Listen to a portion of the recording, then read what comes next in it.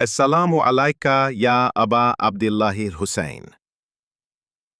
محرم کا چاند نظر آ چکا ہے، غم کی گٹائیں چھا گئی ہیں، ہر آنکھ اشکبار، ہر دل سوگوار ہے۔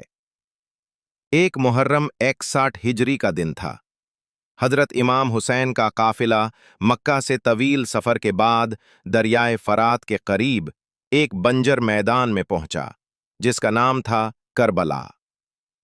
یزید کی افواج پہلے ہی وہاں موجود تھیں، جنہوں نے امام حسین کا راستہ روک دیا۔ نہ جانے کی اجازت ملی نہ آگے بڑھنے کی۔ امام حسین نے وہیں خیمے لگا دیے۔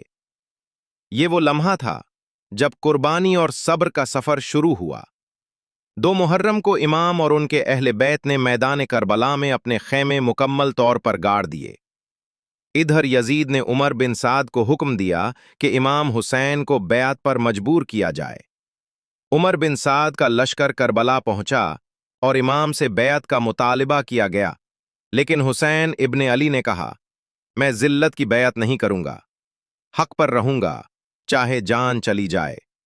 یہ وہ دن تھا جب حق و باطل کی صف بندی مکمل ہوئی۔ ایک طرف چند سچے پاکیزہ لوگ تھے اور دوسری طرف دنیا پرست ہزاروں کا لشکر۔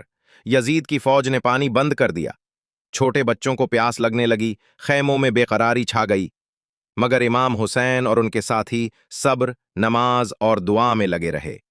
سیدہ زینب بچوں کو حوصلہ دیتی رہیں، حضرت عباس سپاہیوں کی نقل و حرکت پر نظر رکھتے رہے۔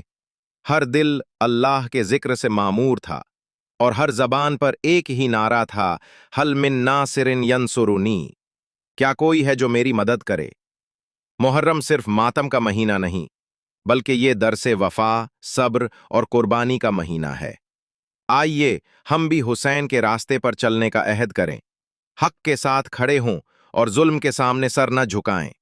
یا حسین، یا حسین، یا حسین۔